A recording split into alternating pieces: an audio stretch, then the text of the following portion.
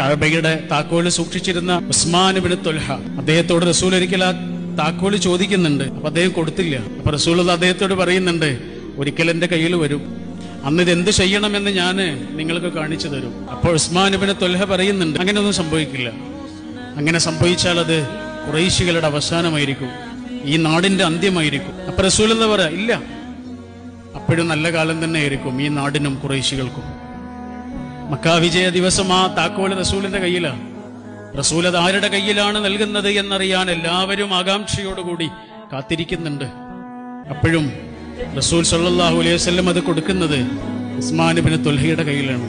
നമ്മൾ പറയൂലേ, എനിക്കൊരു അവസരം കിട്ടട്ടെ, ഞാൻ കാണിച്ചു തരാം, കാണിച്ചു കൊടുക്കണം എന്നാണ് റസൂൽ പറഞ്ഞത്. എങ്ങനെയാ കാണിച്ചു കൊടുക്കേണ്ടത്? ഉസ്മാൻ ഇബ്നു തുൽഹയുടെ കയ്യിൽ കഅബയുടെ താക്കോല് തിരിച്ചു കൊടുത്തതുപോലെ. എത്ര മനോഹരമായ പ്രതികാര രീതിയാണ് ആ മഹാജീവിതം കാണിച്ചത്.